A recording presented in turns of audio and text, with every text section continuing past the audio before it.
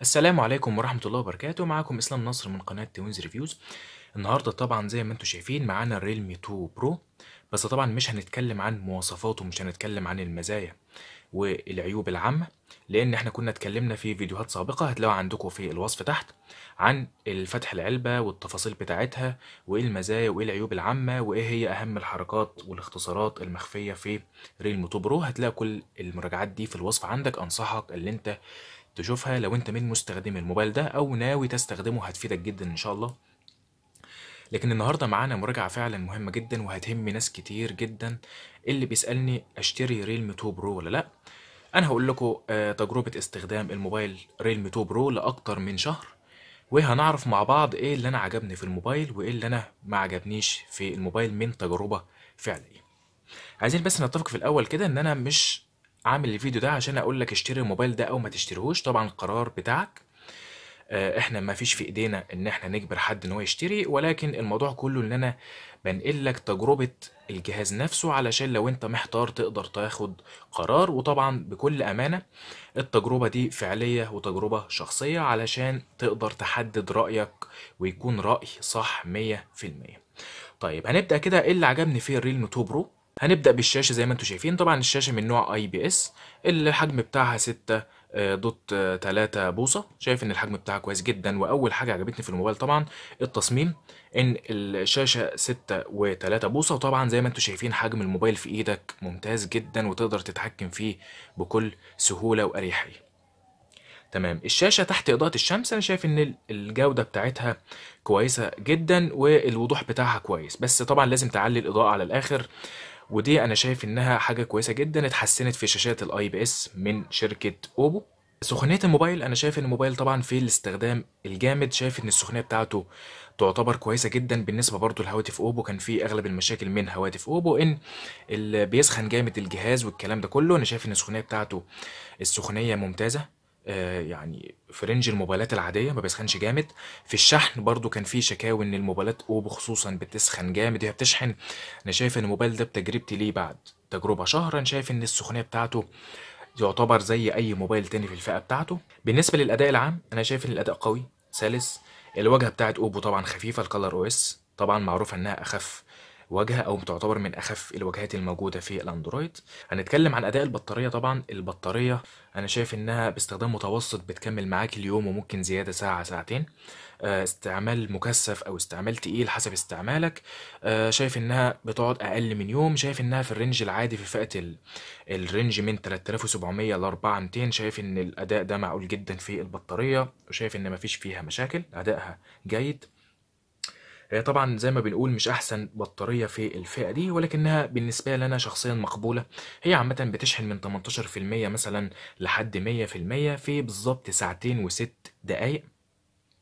شايف ان وقت الشحن بتاعها معقول، ما بتطولش معاك واستخدامها كويس.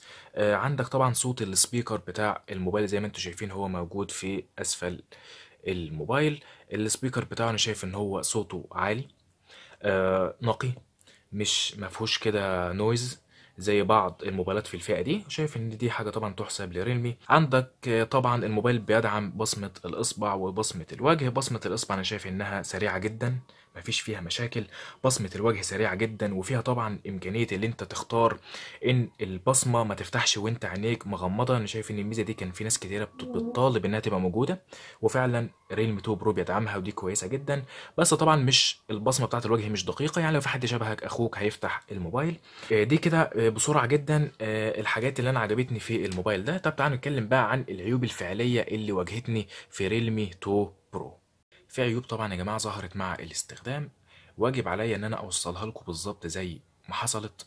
طبعا في اول عيب في برنامج الاذان، زي طبعا الشكاوى العامة من اوبو ان برامج الاذان ما بتشتغلش على الموبايل، ما بتكونش مستقرة فعلا. برامج الاذان باختلاف انواعها وباختلاف اشكالها ما اشتغلتش على ريلمي 2 برو زيها زي الاوبو، لان طبعا نفس الواجهة ونفس كل شيء. البرامج غير مستقرة، بتشتغل في مواعيد غلط واوقات ما بتشتغلش خالص. وانا شايف ان ده طبعا عيب انا معرفش حله ايه، وجربت اكتر من طريقة ولكنها للاسف ما اشتغلتش. في طبعا في عيب تاني ان الاشعارات ما بتظهرش بجانب نتوء الشاشة اللي انتوا شايفينه ده او النوتش ما بتظهرش في المنطقة اللي فوق. شايف ده طبعا برضو عيب كان بيواجه شركة اوبو وما زال بيواجه شركة اوبو. عامة نتمنى ان هم يعدلوا حاجة زي كده. البصمة ملهاش استخدامات كتيرة، يعني في موبايلات في الفئة دي البصمة بتقدر تستخدمها في حاجات كتيرة، بتقدر تقلب بيها الصور، بتعمل بيها سكرول، بتنزل بيها لوحة الإشعارات. لكن للأسف البصمة في ريلمي 2 برو ما تقدرش تستخدمها في حاجات كتير. بس مؤخرا بعتوا تحديث اللي انت تقدر تستخدم البصمة في اللي انت تقدر تصور بالكاميرا، وهتشغله لما تسطب التحديث وتنزله. هتخش في الإعدادات، هتخش في تطبيقات النظام، عندك في الكاميرا هتلاقي عندك التقاط الصورة بواسطة بصمة الإصبع هتكون مضافة عندك، بس لازم طبعا تكون التحديث وصلك، وهو وصل مصر فعلا. طيب في كمان من العيوب اللي انا لقيتها في ريلمي 2 برو ان السماعات طبعا الهاندي فري زي ما كنا بنفتح العلبة مع بعض. طبعا ده انا شايف في رأيي ان ده عيب قاتل. ان موبايل بالسعر ده مثلا في سعر في حدود من 3800 ل 4200 ما يكونش معاه هاند فري، انا شايف ان ده عيب ممكن يخلي ناس كتيرة تتراجع عن انه يشتري ريلمي 2 برو، وده طبعا مش في صالح المنافسة. طبعا عندنا عارفين ان الكاميرا الامامية بدقة 16 ميجا بكسل، فتحة العدسة 2. الكاميرا الامامية بصراحة ادائها متواضع. لازم عشان تطلع صورة كويسة لازم يكون الإضاءة قوية جدا عشان تقدر تطلع صورة محترمة. الكاميرا الخلفية برضو 16 ميجا بكسل، والكاميرا الثانوية العزل بدقة 2 ميجا بكسل، فتحة العدسة 1.7. فتحة العدسة أفضل بكتير من الكاميرا الأمامية، تعتبر أدائها جيد في الفئة دي.